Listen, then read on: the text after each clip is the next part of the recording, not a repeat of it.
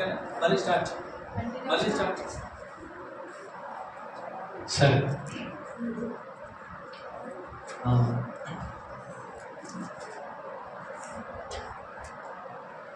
కాబట్టి మనకు తెలియకుండా మనం ఎందులో పాల్గొంచుకుంటున్నాం చెప్పండి.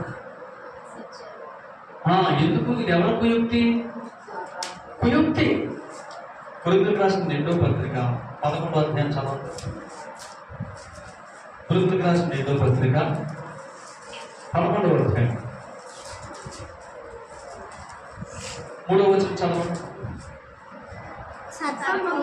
సర్పము తన కుయుక్తి చేత చూసారు, హవ్వను మోసపరిచినట్లు మీ మనసులను చెరపబడి క్రీస్తు ఎడలనున్న సరళత నుండి పవిత్రత నుండి విషయాలను తొలగిపోనేమని పౌలు భయం ఏంటి? సంఘం పట్ల పౌలు భయం ఏంటి? సర్పము తన కుయుక్తి చేత హవ్వని పాడు చేసింది. మీరు మీ మనసులు కూడా చెరపబడతాయేమో దుర్బోధన చేత. మీరు భయంకరంగా ఉండండి. క్రీస్తు ఎడలో ఉన్న సరళత నుంచి తొలగిపోతారు. క్రీస్తు ఎడలో ఉన్న సరళత ఏంటి? యేసు ప్రభువునందు విశ్వాసపూర్వకంగా నేను దేవుని ఎదుట నీతిమంతుణ్ణి, పరిశుద్ధుణ్ణి, సదాకాలానికి ఆయన కుమారుణ్ణి, పరలోకంలో కూర్చోబెట్టబడ్డాను, దేవుని ఆత్మనాలో నివసిస్తున్నాను. ఇదేనా క్రీస్తు ఎడలో ఉన్న సరళత అంటే? ఇదే కదా ఆయన విశ్వాసపూర్వకంగా మనకు కలిగిన ధైర్యం. దీన్ని విడిచిపెట్టి మనం తప్పిపోతామేమని భయపడు. అసలు యేసు ప్రభువుతో పాటు మనం కూర్చోబెట్టుకొని దేవుడు నా కుమారులు అంటాడంటే మనం ఎవరికంటే ఎక్కువ? ఇప్పుడు దేవదూతల కంటే ఎక్కువ. దేవదూతల కంటే ఎక్కువ అయినాడు. దేవదూతల్లాగా ఉండాలనుకుంటే తప్పు కదా అది. దేవదూతల కంటే ఎక్కువ దేవుని కుమారుడు. అసలు దేవుని కుమారుడు అంటే దేవుడా కదా? మీరు దైవములు అన్నాడు. మనం ఏమన్నాడు చెప్పండి? అంటే మనం ఎవరు? దేవుని కుమారుడు అంటే దైవాలే కదా. దైవములై ఉండి దైవాల కంటే తక్కువ వాటి విషయంలో మనం పోరాడకూడదు. ఇప్పుడు ఆదామావులు ఏమన్నాడు? తన స్వరూపము తన పోలిక చొప్పున నరులను నిర్మించాను, సృజించాను, స్త్రీని గాను పురుషుని గాను వారిని సృజించాను. అంతే కదా. ఆయన పోలిక ఆయన స్వరూపం. అంటే వీళ్ళిద్దరు ఎవరికంటే ఎక్కువ? దేవదూతల కంటే ఎక్కువ. ఇప్పుడు ఇలా ఇప్పుడు హవ్వతో మాట్లాడడానికి వచ్చిన సర్పం ఎవరు? సాతాను కదా. సాతాను గారు కూడా ఎవరు? మీరు చదవండి యెషయా గ్రంథం 14వ అధ్యాయం. యెషయా గ్రంథం 14వ అధ్యాయం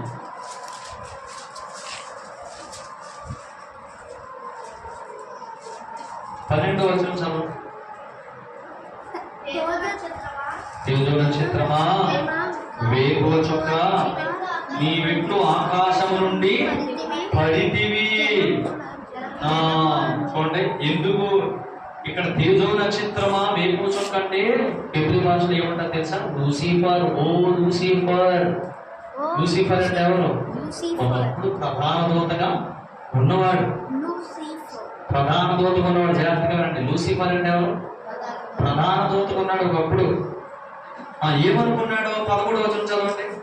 నేను ఆకాశములకు ఎక్కిపోయేదను, దేవుని నక్షత్రములకు పైగా నా సింహాసనమును. చూడండి, నక్షత్రాలంటే దేవుని దూతలకు పైగా. అవునా? ఇప్పుడు దేవుని దూతే కదా లూసిఫర్ కూడా. అంటే దూతలకు పైగా వెళ్ళిపోతానంటే దూతలకు పైన ఉన్న స్థానమే. దూతల కంటే పై స్థానమే దేవుడే కదా.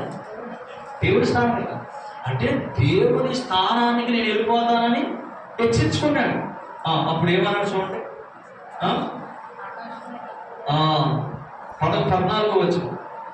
మేఘమండలం మీద ఎక్కుతును, మహోన్నతులను సమానులుగా. అసలు ఇది ఎంత దుర్బుద్ధి, ఇది ఎంత దురాశ.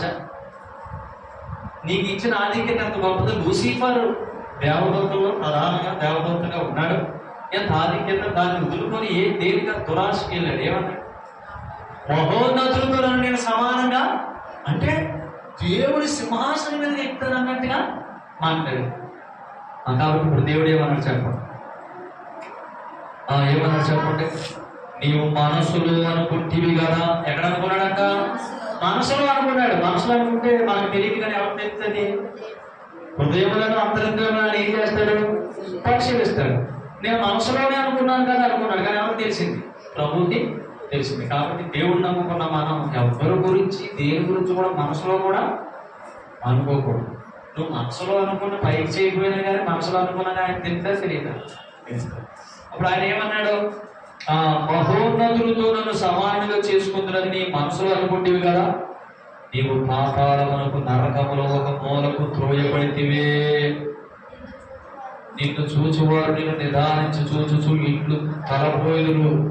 చూసారా? భూమిని కంపింపజేసి రాజ్యములను మునిగించిన వాడు ఇతడేనా? చూసారా? మరి వీడు ఎక్కడ త్రోయబడ్డాడు చెప్పండి? నరకంలో మూలకే. అంటే ఇప్పుడు భూమి మీద తిరుగుతున్నాడు. అర్థమైందా మీకు? భూమి మీదకి వచ్చి చేస్తున్న పని ఏంటి? అక్కడ ఏం చేశాడు, ఇక్కడ అదే. అక్కడ చాలా కుయుక్తులు చేసి ఆడుకున్న స్థానాన్ని పోగొట్టుకున్నాడు కదా. భూమి మీదకి వచ్చేసాడు. దేవుడి సన్నిధిలో ఉండి దేవుడిని పరిచర్య చేయవలసిన వాడు ఆ పరిచర్యను ఆ ఘనతను పోగొట్టుకుని ఎక్కడికి వచ్చాడు? నేల మీదకే వచ్చాడు. భూమి మీదకి వచ్చాడు. భూమి మీదకి వచ్చి ఏం చేస్తాడు? నాకు దక్కని ఇంకెవరికి దక్కకూడదు, ఈ మనుషులను కూడా పాడు చేసేద్దాం అని మొదలుపెట్టాడు. మొట్టమొదటి మనుషుల దగ్గర నుంచి ఏం ప్రారంభించాడు? పని ప్రారంభించాడు. సర్పము తన కుయుక్తి చేత అవ్వను మోసపరిచినాడు. క్రీస్తు ఎదురున్న సరళత నుండి మిమ్మల్ని ఎవరైనా తొలగిస్తాడేమో. సత్యం తెలియని ఎవడైనా, ఏ బోధకుడైనా, ఏ వ్యక్తి అయినా, ఏ సందేశమైనా మీ మనసును పాడు చేస్తుందేమో. అందుకని మీరు క్రీస్తులో ఉన్న సరళతను మీకు చెప్పే సహవాసానికి మీరు ఎన్నడూ దూరం కాకూడదు. ఆ సహవాసానికి వేరుగా మనం సమయం గడుపుకుంటాం. ఎక్కడికి అనకూడదు. ఎంత ఖచ్చితంగా ఎందుకు చెప్తున్నావు నువ్వు అని నన్ను అడిగితే మీరు పౌలు చెప్పాడు. పౌలు తీరుగా చెప్పాడు. అలా వెళ్ళటం ద్వారా ఏమవుతుందో తెలుసా? అలా వెళ్ళటం ద్వారా ఏమవుతుందో తెలుసా? మనం ఇందులో పాలుపంపులు పుచ్చుకుంటాం, వాళ్ళ దుష్టక్రియల్లో పాలుపంపులు పుచ్చుకుంటాం. అది మనకి నష్టమా లాభమా? ప్రియుడా, చెడు కార్యములను కాక మంచి కార్యములకే ప్రోత్సాహకరం ఉండు, సహకారిగా ఉండు, చేయూతగా ఉండు అని అంటున్నాడు ప్రభు. ఇది ఎవరి సందేశం? ప్రభు సందేశం. ప్రియుడా అంటే ఎవరు అన్నాడు? నమ్ముకున్నవాడే అన్నాడు. కాబట్టి మనం ఈ సంగతులు వింటున్నప్పుడు వాడు పడతలో పడ్డాడు. వాడు ఏమన్నాడు తెలుసా? ఆరామాములో వాడికంటే ఉన్నతమైన స్థితి గలవారు. అవునా కాదు? ఎందుకు? ఎవరి స్వరూపం ఎవరి పోలిక? దేవుని స్వరూపం దేవుని పోలిక. కానీ ఇప్పుడు వాడు వచ్చేమంటున్నాడు? మీరు ఆల్రెడీ దేవుని స్వరూపం దేవుని పోలిక అని అన్నాడా? అలా మీరు దేవదూతలాగా అవుతారు అని అన్నాడు. అసలు దేవదూతలు అంటే మీరు కాదు, వీళ్ళందరికంటే తక్కువ స్థితి కాదు.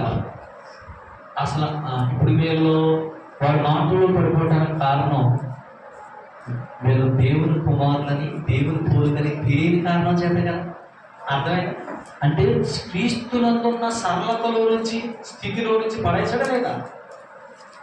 పడిపోయినప్పుడు ఏమవుతుందో చెప్పండి? మనం ఏలు కూడా చేయలేము, దోషం అయిపోతాం. మీరు గమనించారా? సత్యాన్ని మనం విన్నంతసేపు మన భక్తి కూడా దాసత్వంలో భక్తిలాగానే ఉంటుంది. ఏదో చేసుకుపోతాం కానీ ఆ భక్తిలో కార్యాలు మనం చూడలేము.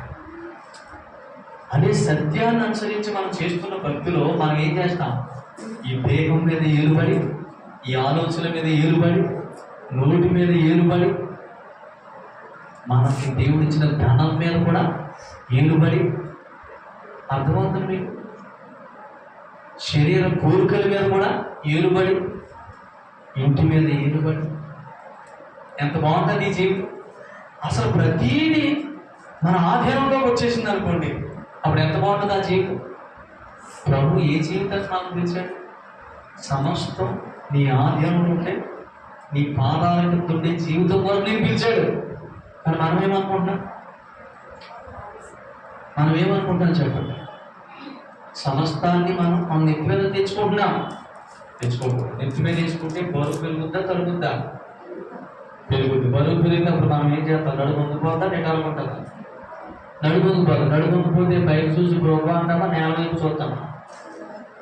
అందుకని భూ సంబంధమైన వాటి మీద మనసు పెట్టుకో. నడుము ఎప్పుడైతే పోతుందో నిటారుగా నిలబడలేదు, నేల వైపు చూద్దాం. దాన్ని ఏమన్నాడు? భారాలతో ఉంటే నడుము ఉండిపోయిన స్థితి, భూ సంబంధం వాటి మీద మనసు. అప్పుడు పరలోకపు కార్యాలు మన జీవితాల్లో మనం చూడలేదు. ఆ మేఘం ఒక దినము కానీ, ఒక నెల కానీ, ఒక సంవత్సరం కానీ నిలిస్తే వారు నిలిచారు. ఆ మేఘం ఎప్పుడు కదిలితే అప్పుడు వారు కదిలారు. మేఘం అంటే ఏంటి? యెహోవా మాట చొప్పుననే ఆ మేఘం నుంచి ఆయన మాట్లాడు. కాబట్టి ఈ సంగతి దేనికి సూచన అంటే, మత్తయి సువార్త 4వ అధ్యాయంలో సర్పం వచ్చి యేసుప్రభువుని ఏమన్నాడు చెప్పండి?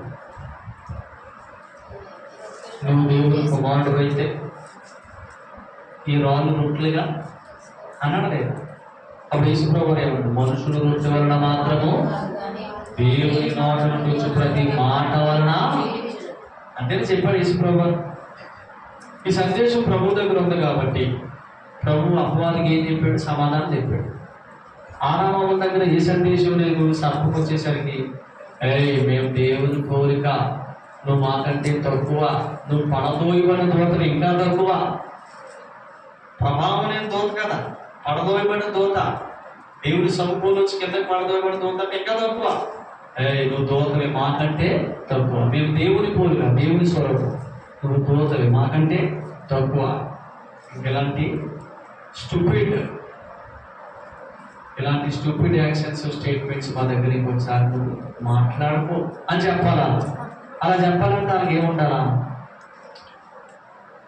ప్రభువులో వాళ్ళు ఏమైనారో వారికి తెలియదా? తెలియదు కాబట్టి వాళ్ళు ఏమైనా చెప్పండి. కుయుక్తులు పడిపోయి ఎక్కడికి వచ్చేసారు? ఏదైనా అనే అనుభవంలో నుంచి, సమృద్ధి అనే అనుభవంలో నుంచి, నీరు సమృద్ధిగా ఉండి నెల కాపులతో హ్యాపీగా ఉండాల్సిన ఆ సమృద్ధి అయిన జీవనం ఎక్కడికి వచ్చారు? బయటకు వచ్చి ప్రే చేస్తున్నారు. ముఖపు చెమట. ఏ నీళ్ళలో లేదు ముఖపు చెమట. ఎందుకు? ఏ నీళ్ళలో ఒక నది ఉంది, అది 4 శాఖలుగా ప్రవహిస్తుంది కాబట్టి అక్కడ ఏం లేదు, ముఖపు చెమట లేదు. అక్కడ నది నీరు వాడుకుంటున్నారు కాబట్టి బయటకు వస్తే ముఖపు చెమట. ముఖపు చెమట అంటే ఏంటి? ముఖపు చెమట అంటే ఏంటి? మనము కింద మీద పడతాం కానీ బలమేమి. ఏ నీళ్ళు ముఖపు చెమట ఉందా? లేదు. అయితే ఏ నీళ్ళలో ఒకనదంటే ఎవరంటే పరిశుద్ధాత్మ దేవుడు. ఆత్మప్రభు మనలో ఉన్నాడు లేదా? ఆయన ప్రవహిస్తే, ఆయన మనతో మాట్లాడితే ముఖపు చెమట అనుభూతులు మనం ఉండవు. ముఖపు చెమట అనుభూతులు మనం ఉండవు. కాబట్టి యేసుక్రీస్తు ప్రభునందు విశ్వాసం మూలంగా మనం కలిగిన స్థితిని మనం గట్టిగా పట్టుకుంటే, ఆయన నోటి మాటను బట్టి జీవించడానికి జీవితంలో మనం కొనసాగాలి. ఆల్రెడీ పరలోకంలో కూర్చున్నాం. ఆ పరలోకాన్ని మనం అనుభవించాలి. దాన్ని అనుభవించాలంటే ఆయన నోటి మాటను బట్టి జీవించాలి. ఆయన నోటి మాటలు కాకుండా ప్రయాణం చేస్తే, సమూయేలు మొదటి గ్రంథం 3వ అధ్యాయంలో ఏం చదువుకున్నాం? సమూయేలు మొదటి గ్రంథం 2వ అధ్యాయంలో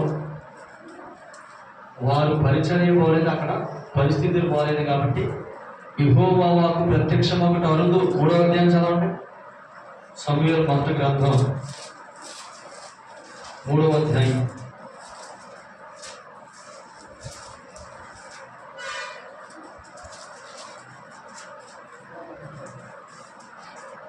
మొదటి వచనం చదవండి. బాలుడైన సమూయేలు ఏలీ ఎదుట యెహోవాకు పరిచర్య చేయుచుండెను. ఆ దినములలో యెహోవా వాక్కు ప్రత్యక్షము తరచుగా, అసలు అరుదైపోయింది. వాక్యం ఏమైపోయింది? యెహోవా వాక్కు అరుదైపోయింది. అరుదైపోయింది. ఇలా సంగతి వాక్యం లేనప్పుడు ఏం చేయాలా? నిలిచిపోవాలా? సాగిపోవాలా?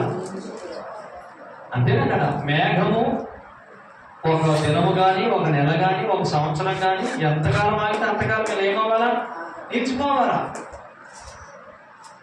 సాగిపోవడానికి అవసరమైన సందేశం ఉంటే తప్ప ఏమవ్వకూడదు, ముందుకి సాగకూడదు. మరి వీరికి సందేశం లేదు, కానీ 4వ అధ్యాయంలో యుద్ధం వస్తే వెళ్ళిపోదాం 2 యుద్ధానికి అన్నాడు. అసలు ఆయన సందేశం లేకుండా యుద్ధానికి వెళ్తే ఆయన జయిస్తాడా? ఓడిపోయాడు. మొదటి దినాన 4,000 మంది చనిపోయారు. 2వ దినాన 30,000 మంది చనిపోయారు. చెప్పండి, వాక్యం లేదు, సందేశం లేదు. మేఘం నిలిచిపోయింది, వారు నిలిచిపోవాలంతే. నిలిచిపోయినప్పుడు ఏమనుకోవాలి? మేము నిలిచిపోయామంటారు అనుకోకూడదు. సాగిపోవడం వరకు ఆయన ఎప్పుడు సందేశం ఇస్తాడని ఆయన వైపు కనిపెట్టాలి. మేఘం వైపు కనిపెట్టాలి. మేఘం ఎప్పుడు గురుముద్దో అప్పుడు మనకు శబ్దం ఏర్పడుతుంది.